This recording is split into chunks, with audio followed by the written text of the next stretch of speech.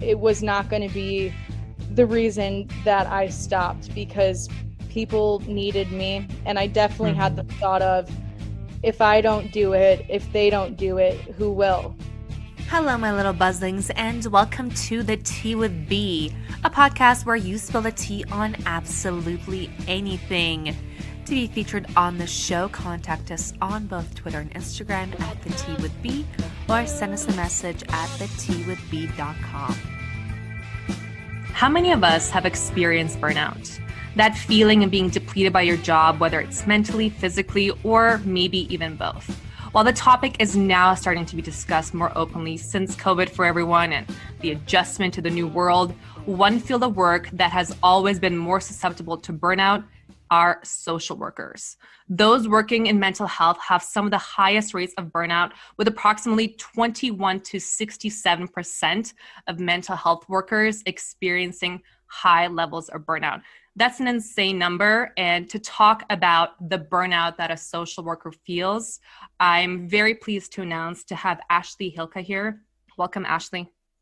Thank you. I'm glad to be here. Have a lot to add to this topic. I know you do. I'm very excited. Ashley, could you talk about, everyone knows what a social worker is typically in theory, but could you talk about what led you to want to become a social worker, and especially going into some of the things with your childhood that made you want to help other people? Yeah, definitely. So yes, it would start as far back as childhood. Most people that land in that field is for reasons very closely connected to themselves in their immediate life, or within the family system that they exist in. And looking back, the way that my story kind of plays out is around third grade, the realization that my mind seemed to work a little bit differently than that of my peers. And it didn't make too much sense to me then, but I got the typical, you're an old soul or wise beyond your years. But as a young person, that doesn't really mean too much, because you see a lot of kids playing. And honestly, I spent a lot of time daydreaming and in my head, and hadn't known at the time that I had undiagnosed ADHD and just a plethora of other things that naturally took a toll on my nervous system. But because of that, I had a really strong ability to understand and connect with people. I was always looked at as a helpful person, but I lacked a lot of my own guidance. I was a kid. So to kind of summarize that, it's one of those, be the person that you wanted or that you rather needed. And from there on out, I always wanted to be the person that other people needed. And as we talk about burnout too, within there, there's healthy boundaries that would come later with my professional development. But I wanted to be the person that I needed. And as I got older and transitioned from high school to college, I still had kind of a rocky relationship to education. Felt a lot like I was just kind of floating around, a lot of learned helplessness going on. My belief in my abilities was one of the strongest limiting factors. Again, hindsight is 2020. And so I had these really strong people skills, and I was deeply empathetic and just an innate drive to be there for people at all costs. And I eventually was thinking more deeply about, what can I do with this? How can I make a living off of this? About 3 study degree changes later, I landed on psychology. And so that kind of kicked off my professional career. I was a youth counselor for 3 years while pursuing my undergrad degree. And during freshman year, this is when my education really shifted. My parents, after years of what I had always known to be a very rocky, emotionally turbulent relationship, probably why I am so attuned to other people's emotions and needs. You're an empath. Yes, an empath. I feel it all. And to kind of draw upon, I know there's kind of a debate versus when it comes to sympathy versus empathy. The way I experience empathy is a lot of vigilance and absorption. I'm really able to sit there with a person amidst their struggle. And because I felt I had gone to that place myself, I knew I had a really strong ability to hold space for that person, to place myself in their shoes instead of looking at them from above saying, oh, here's how you get here.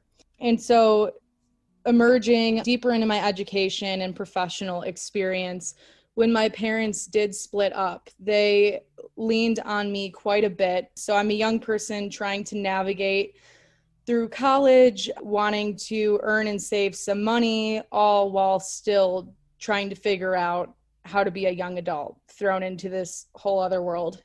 And when my parents split up, I still very much felt like I was at home with how much I was being leaned on. That was a more unhealthy burnout was present there too. I'll say that. And I saw my life at a crossroads of either I go home, I let this overtake me, or I learn how to learn and I ride this out.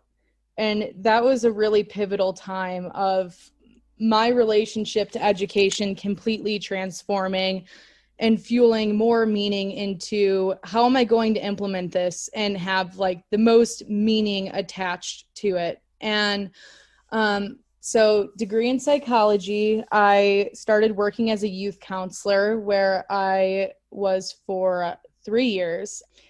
I was able to apply a lot of creativity in designing different interventions and activities from scratch, just based on needs I saw in children. And it was very powerful to sit with these young people who also had a lot to teach me about life or invite me to get back in touch with.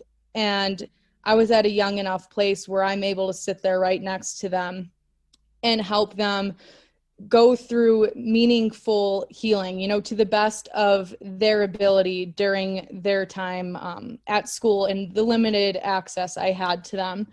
But it was quite interesting how I, as a young adult, was going through this somewhat catastrophic event in life while next to children who many of them were going through the same thing in real time or worse, many painful realities.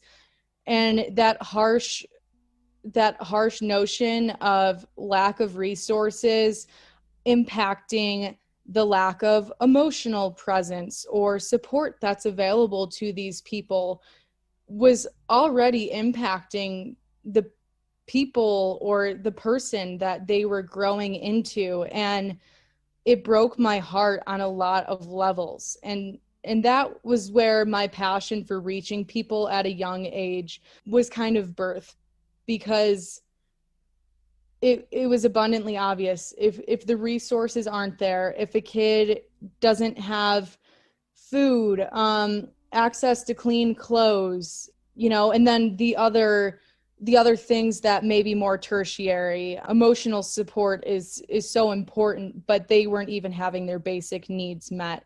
And so this completely fueled a fire in me. And not to go too much deeper there, I would say that was a huge starting point in the professional journey. Wow. I bet. And that sounds like a very difficult job to have to, while it is a job, it also takes a part of your personality because, like you said, you're an empath and empaths just tend to feel a lot more. So you're talking about how these kids are going through very unfortunate circumstances and they don't have their resources. But how about for yourself, being in that position of being the mental health worker? How do you approach being an empath and feeling their pain, but also not having the resources for yourself to deal with it properly? Yeah. So there's a few things that come to mind there. One that draws upon a fundamental issue within most of these systems or different entities that aim to, help and heal children. And that's the fact that there's a lack of resources or, sustainable resources within these organizations that you can access to assist your clients with. So earlier I had talked about coming up with interventions from scratch. This was my young adult mind, 19, 20, 21, looking at an open space and trying to curate a plan to help each individual in a way that makes sense to them. To get someone to, for lack of a better way to put it, buy into a plan of hope when they might have just gone the weekend without a meal and now they're getting their first meal at school, because that's, there are more resources. So I don't want to say that it's all bad, but it became clear to me how people remain in the system and how a lot of these resources are quick fixes and not necessarily any circumstances that a person could thrive on. Again, it kind of just maintains survival. And I wanted more for them. I wanted more for myself. I was also a broke college student. I could I was not going to stand. say, if you're working with teenagers and you're in college yourself, there's not much of an age difference. So you're essentially a young adult helping even younger adults. Well, they're not adults, younger teens. That's unbelievable. Yeah, definitely. And so that 3-year period was actually targeting a clientele of kids K through sixth grade. And then following that, before I had left home after graduation, that was when I worked with teenagers. But it holds true with both populations. In order to show up fully to a job like that, your work doesn't stop when you go home. And that's not only because you carry them in your hearts, but in order to operate or function as a model, to walk the walk, you need to be nurturing yourself as well. There was a point where I had 18 semester hours and Wow. was a youth counselor, 200-hour yoga teacher training program. And then I would pick up some brand ambassador jobs on the side because I was looking for a way out of the reality that I knew too. I I had no interest of going back to it, and I often ran around like a chicken with my head cut off, but there were people counting on me and I was counting on me too. And in a lot of ways, my work was being done alongside them. Of course, still maintaining my own therapy at that time, because it's in my opinion, but also ethically, it's a duty that you have in that profession to maintain commitment to your self improvement as well, so you can show up for these little humans that are counting on you. Yeah. Wow, that's so well said. And I don't think a lot of people understand the difficulty that social workers, the difficult situations that you have to go through. So you mentioned that there was times that you were very good in terms of your mental health to go talk to someone else, but how did your whole professional career go when it comes to social work and having someone else to talk to while you're dealing with very difficult situations and being brave for other people while still taking care of yourself? Yeah, it's definitely a balancing act, and if anyone has the recipe for perfection, I would love to know that. You can extend my email, but Ditto, me too. it's it's an ongoing process. And so I think that's one of the reasons why, I mean, not only do the roles not pay that well, but they're extended to younger individuals. There are other higher up roles that require more qualifications, but there's always going to be people that have heart in it And I thought about how fragile my mind was as a young person and how my mind was shaped by things that I, have spent most of my life working to undo and unravel and form my own healthier belief systems.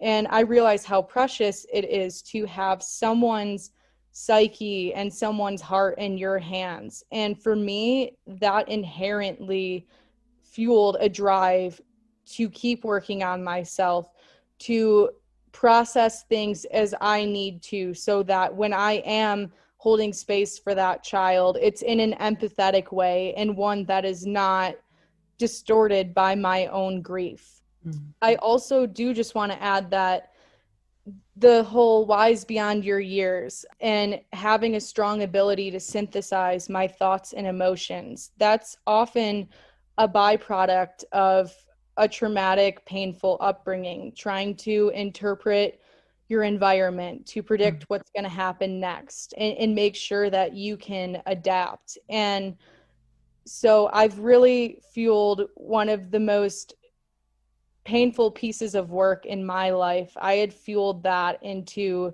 motivation. It was not going to be the reason that I stopped, because people needed me. And I definitely had the thought of, if I don't do it, if they don't do it, who will? Wow. That's very true. There's not a lot of people that are willing to go into that field and to put their heart out the way that specifically empaths. And the reason I even brought that word up is it's becoming kind of a popular word to have in social media. But it really is what you said. A lot of empaths come from some kind of a traumatic experience during childhood. So it's essentially just a trauma response.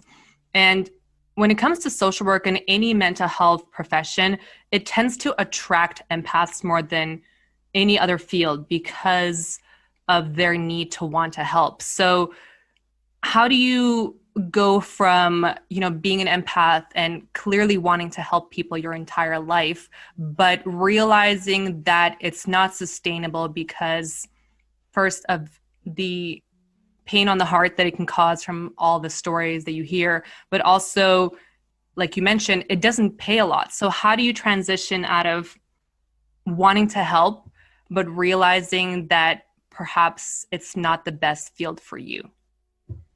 Yes. So a bunch of steps and events occurred in between the time span of graduating, returning home, and then finally arriving at a place I had wanted to live for years. So my heart was still in that line of work. I was struggling with the idea of my biggest dream alongside that, emerging deeper into the field and getting my master's, was to move to Colorado. And that's something that I've wanted since I was a kid. So money is a tool and a resource necessary to move, especially a place with as atrocious costs of living as there can be here. And I kind of grew up with this scarcity mindset. So that was one thing that I really had to consider. How far is this realistically going to get me? It's this balance of, do I have to sell my soul to be able to afford getting back out on my own? Because I was living with my mom for a while again. She traveled a lot for work. So during that time, I had saved up for a year working as a recovery counselor in Chicago. And that was with a demographic of adults who were voluntarily in program. We did a lot of medication management. That was heavily based in connecting individuals to resources, housing, planning for poor weather conditions. And there were times where part of our day would consist of trying to locate clients across the city and making sure they get their meds, or helping them get proper care if that requires hospitalization. And so there's a lot embedded there too. And I'm just drawing upon the full array of experience or exposure I had prior to finally making a decision to take a healthy break. But after saving up and learning a lot there, working with a different population of individuals, I finally saved up enough to make the leap, move to Colorado, where I began working with another new population, specifically teenage girls. And so within that organization, again, some of the key problems that came up were related to the system itself and lack of resources to myself as the professional, but also to provide to these girls we were working with. And so a couple of those things, to put more concretely, there's PTO that is inaccessible because we were so understaffed. You're supposed to be provided with an hour of supervision with a licensed professional once a week. And I knew that from my previous roles, but it was something that was swept under the rug. And I was also in online grad school at that time. So keep in mind, I'm in a new place. So there's the whole identity development piece that comes with that, and wanting to make a life for myself, grad school, and then a job with crazy hours and a lot of potential for abuse on your end as the worker too. And so there were a lot of things that became hard to manage. And I'm not even sure that it's humanly possible to manage all of that without some sort of rebound effect on your health. I had moved in with a partner too. So a lot of new things, ultimately a lot of good, but I'm still in my mid 20s trying to figure it out. And my physical health actually began to decline at that point. So while I had been wrestling with thoughts of how am I going to sustain a life financially here? How am I going to take on an internship, which is the next part of my master's work, which I really couldn't afford to not be paid for taking on another thing. I was at a crossroads. For my partner at the time, it was more clear to them. He felt it was a no-brainer if something was weighing on you that much. But this job was so connected to my identity. It took me being flagged for high blood pressure at the doctor for me to kind of wake up and realize this is reaching me on a physical level now. And there's something that I need to listen to, because without my own support, some of the traumatic stories with the girls that I was working with began to seemingly reopen some wounds in myself, I suppose, that I had spent years working on.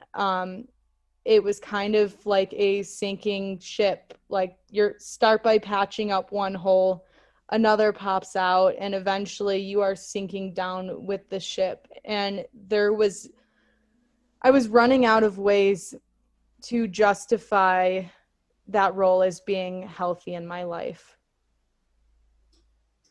Wow. I bet. I mean, that sounds so difficult to endure all of that. But the biggest thing is, like you mentioned, it's that identity crisis. Can we dive in a little bit more into that? Because as I kept mentioning, is people who are more empathetic and tend to go into mental health professions to want to help people, they do it and it's part of their identity. They want to help. So how do you separate yourself? You realize that, I mean, having high blood pressure when you are in your 20s, that's obviously a pretty negative effect that your job will have. So how do you deal with that? How do you deal with identifying as this helper but realizing that your job might kill you. Yeah.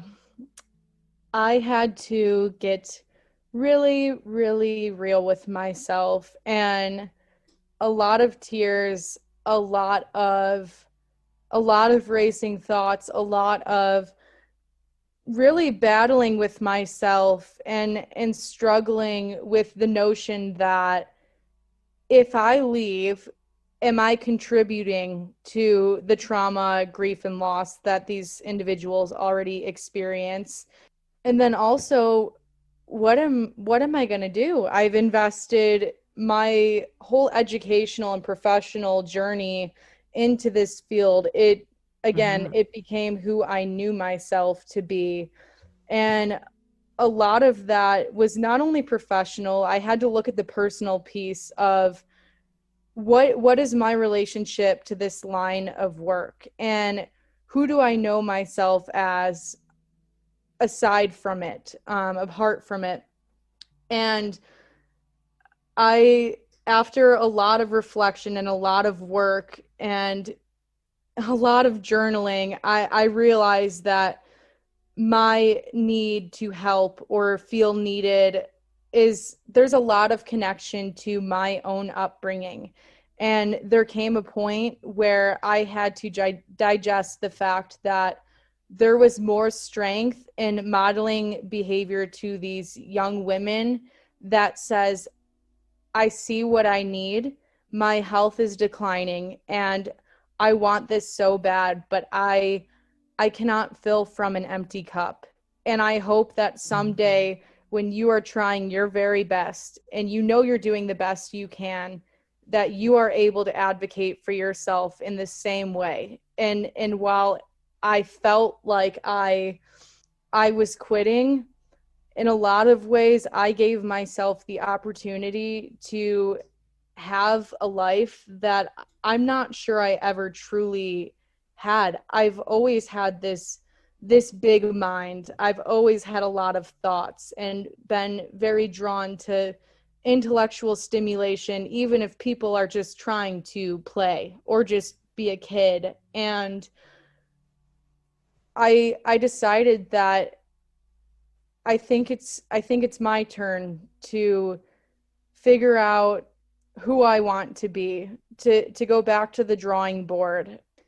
And another thing too is because of the line of work I had, and I want to make clear that this is not a reason for not doing it. It's very important work. But Agreed. wanting to make my own connections and build a life here in Colorado was very hard because most people, because of the line of work I was in, we no longer related.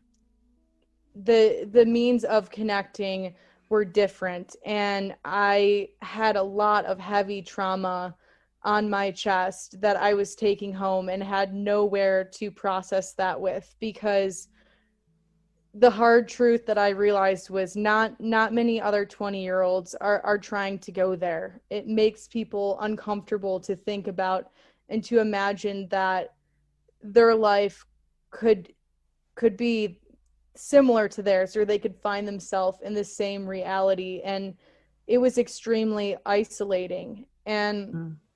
this is even hard for me to admit. I still want to emphasize the importance of this work and that my heart is still in it. But I realize that if I want to help and serve from a healthy place, I need to build myself back up, and I need to get really clear about my why. And potentially, if I revisit that area someday, that I'm looking at systemic change, because you can have the most empathetic, loving person, but if you have a system that is meant, maybe not necessarily meant, but the way that it checks out is by keeping people sick and Mm. keeping people self-reliant and not allowing enough time or resources for someone to sit down and make individually curated treatment plans and invest time in helping the person build skills so that they can thrive through the rest of their life, then in a lot of ways, it's hard to feel as though you're set up for success. and it's hard to feel like you are not failing individuals on some level because you want more for them, but there's not much more to take from. And you are kind of, you're kind of falling apart yourself. And Yeah. it's not always, but show me a social worker who doesn't know burnout or vicarious trauma, and show me a social worker that isn't overworked and exhausted to the point of where most of their love was given at work, and then having to really let go of the desire to make change, because that's connected to control in a lot of ways. And you might get 1, 2, 3 years with a person, but what happens once they enter the real world is out of your hands, and that's a hard pill to swallow sometimes. I bet. Wow, and I actually don't really know a lot of social workers who have been a social worker for more than 10 years, I would say, is my experience. Because, I mean, it's everything you said. You can't pour from an empty cup. And I completely agree with you. And this is why I wanted to do this episode. It's very important. The work that social workers do is vital. It is very, very important. But the problem is that good people leave it because of the lack of resources that are given. Can we talk a little bit more about what can be done in this field when it comes to letting people who are helpers and who want to make the world a better place, how can they actually stay in it, in the field, and make sure that they're alive themselves? I mean, you mentioned you're allowed PTO, but you can't even take the time off. So how can that field change so it retains good people? Yeah, definitely. So to give my 2 cents, I guess, and I know there will be blind spots in this because there's a lot of different things within these programs that needs to be adjusted. But in my vision is one where we put more emphasis on the people serving our communities. We've already identified that there's a need. People all over the world, especially here in Colorado, they have a large issue with the rising numbers of homelessness, and then having a lot of homeless individuals stuck maybe outside their front door. And so we collectively realize that this is an issue, but I think many of us are looking at the issue from a different lens. And there needs to be a collective investment in supporting and honoring and not bowing down to. We don't need to consider ourselves Mother Teresa, but truly understanding the need for this line of work and looking at the long-term investment and progress of the community. So what does that look like? Providing necessary resources that one-on-one every week with the licensed professional, putting, as a leader, if you're a leader in one of these positions, emphasizing the importance of work-life balance, not on a piece of paper, not as an Instagram story phrase. That's not enough. In the way you live, in the way that you lead and encourage your employees to truly honor work-life balance, to communicate you matter, and we see that your health comes first so that you can show up to this work better. And if we were able to pipeline more money into these roles, we might see more changes in terms of people that are forced out onto the street. And there's a lot of other systems that intersect with this, the economy, like the law system. There's so many different moving parts. I won't claim to be able to solve this all in one sitting, but it's important to talk about. And it's important not to shun away, because homelessness, hunger, poverty, this is a community matter. And it didn't we need to address this as a community and realize that we are just as capable of ending up in that reality. Granted, some people are easily transitioned into big next steps in life, whether educationally or professionally, based on their upbringing.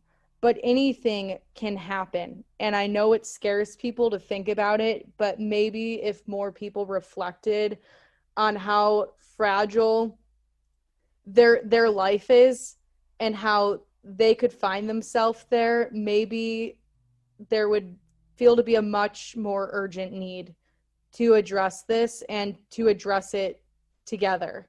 I don't think that it's just one isolated system that can improve this. I think everybody needs to take a look at why this is an important investment, because we talk a lot about money and taxes in America.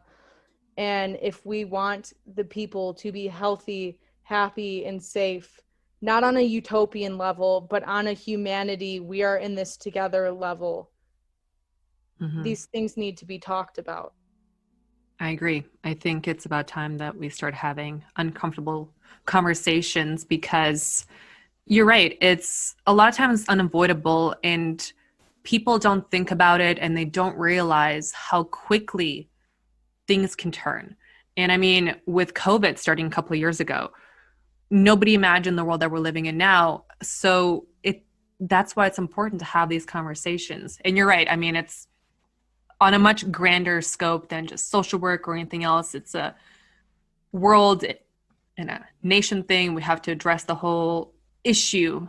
But you're right. I don't think it's even just those in their 20s who don't want to have those conversations. I think it's just true to people. Nobody wants to have sad conversations, but they're needed. Ashley, so how are you adjusting now? In terms, you are now in the corporate world.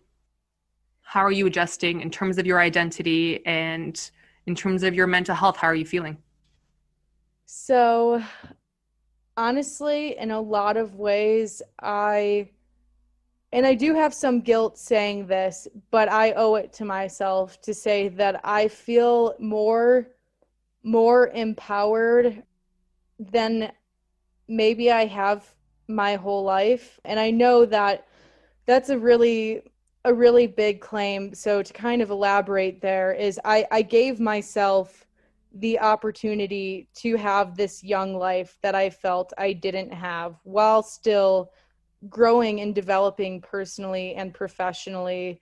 I had to make the job change for a couple reasons. The partner that I was living with, it was not serving, that relationship was also not serving me. There were a lot of themes there and areas in my life where I had lost my voice, and I didn't really feel that I was moving from a place of choice anymore. And I literally lost my voice, going back to burnout and physical manifestations of mental distress. Wow. I came down with laryngitis, and that was another, okay, when the physical body's talking, that's when I listen.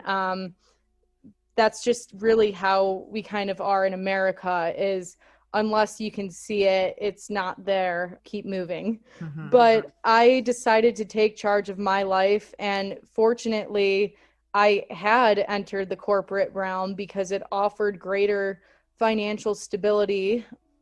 I hadn't known I was going to end my relationship at that time, but this job enabled me to not be on the streets. And so circumstances can really control where your next move is. But since then, this job has helped me grow into my own. And I hadn't mentioned yet, I am in the staffing industry now. So there's still meaning in here that I've been able to connect with my previous why. I've been able to marry those. And as a recruiter, I'm able to connect deserving individuals to a resource still, to an opportunity that they are well deserving of. And I offer a really unique approach to the customer experience side of listening to someone's needs and really trying to pinpoint and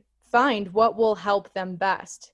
But I was still in grad school when I had first begun this job. So I have one foot in the corporate world, the other in social work world. I'm writing papers on underrepresented populations and providing advocacy there, while entering another realm where there's an abundance of resources and a lot of kick-ass, sorry, don't know if I'm allowed to swear, but kick-ass professional Swear all you want. development mentors and trainings. And it's this whole new world of opportunity. And I needed it.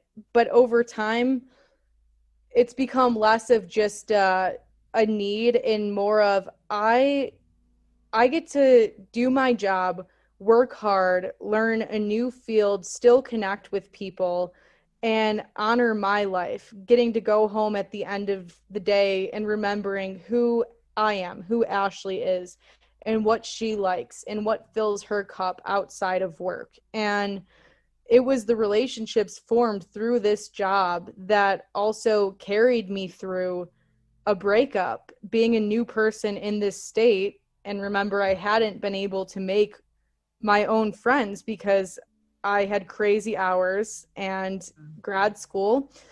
And everything happens for a reason. Through all of that, I was provided friendships, a bed, a couch. Slowly by slowly, things started coming back together after what I knew as my identity kind of fully dismantled.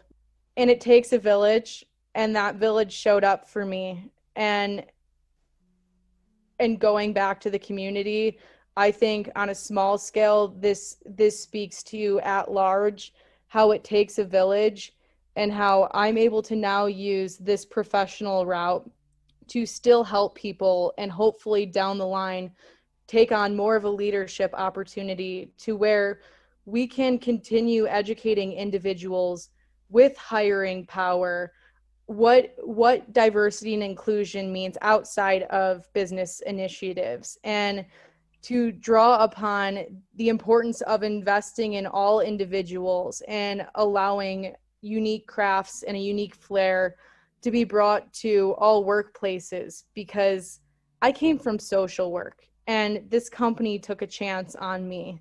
And because of that, I get to see what I'm made of. I get to marry my past why and my present why. And the future feels expansive.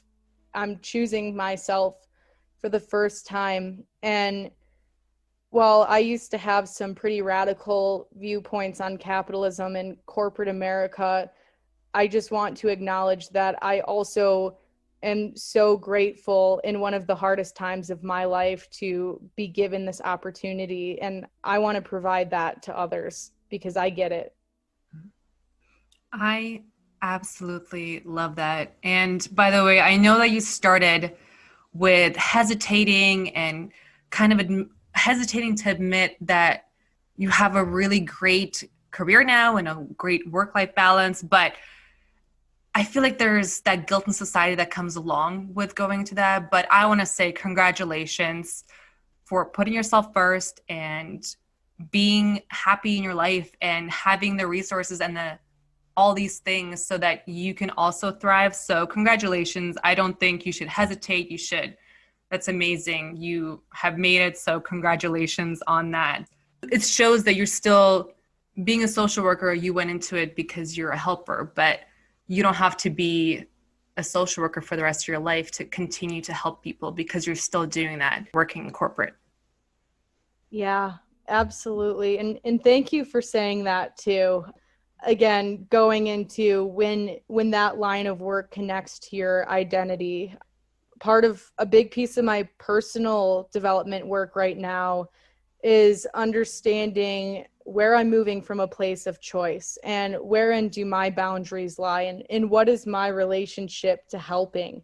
And so I was really intimidated by the go-getter, fast moving, I guess, energy that exists in corporate America. And there are absolutely weeks where I'm drained, and it has its own type of burnout, but it's, At least you can keep a roof over your head. yes, again, this is all connected.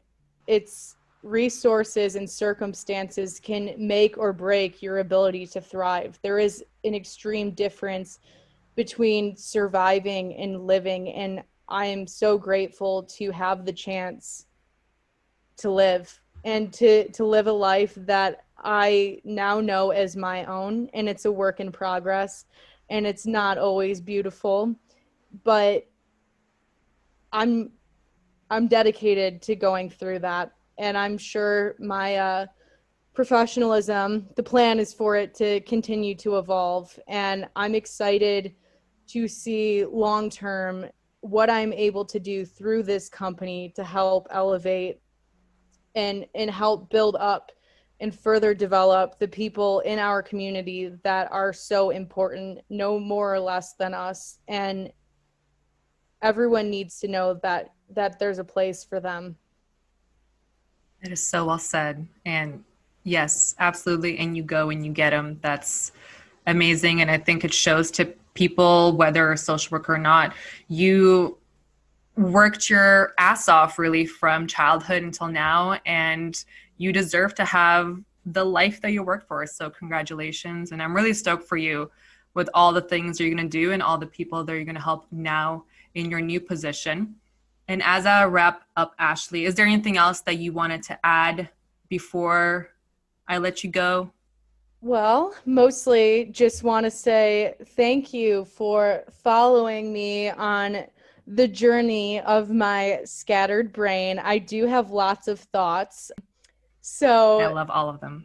thank you. It feels great to share. I love creative free form communication and being allowed the chance to be heard. And hopefully if any other young individuals within this field are hearing this, whether it be someone in the middle of a career transition, trying to decide if you're going to stay in social work, enter social work, this is not my way of saying don't do that. There is a huge process of self-discovery embedded within here. Keep talking, identify your supports, take inventory of what you need to thrive, and know that if now is not the time, that doesn't mean weakness. Sometimes it means strength more so than anything, and it will bring you that much closer to a healthy, happy life and a foundation to where maybe you can return to what your heart originally set out to do. Mm-hmm. That's so true. And I think you're so right, because the decision to leave is not an easy decision. It wasn't easy for you. It's not easy for anyone else who is truly involved with their work, where it's a part of their identity. That decision is never easy. So you're so right. And I love the fact that you continue to work on yourself, because that also is very difficult. Most people give up when they're trying to work on themselves. So congratulations. So happy that you told your story. And yes, hopefully people will realize, I agree with you. I'm not saying do not become a social worker. It's very, very important work. It's just things need to change systematically as a country, as the whole world. We need to change to be a little bit, for all of us to be a little bit more empathetic. And Ashley, before I let you go, is there a way that people can contact you if they want to talk a little bit more to you about this? Do you want to drop your handle? Yeah, absolutely. So my Instagram handle is at @ashhylk, ASHHYLK. And that will be a quick, easily accessible way to get a hold of me. I would love to hear other people's ideas. Again, I'm still in my 20s, so a fresh mindset, still a lot of growth to do. But at the very least, these are things that I am open, willing, and ready to talk about. Awesome. I love it. Ashley, thank you so much for being a guest on the Tea with Bee. And you have been amazing. And we'll have all the information in the description on how to get a hold of Ashley. So thank you so much, Ashley, again. Amazing. Thanks for having me. And a very big thank you to you for tuning into this episode of the Tea with Bee podcast. Remember, when you are ready to spill the tea, you can do so by contacting us on both Twitter and Instagram at theTeawithBee, or send us a message at theteawithbee.com. And until next time, little buzzlings.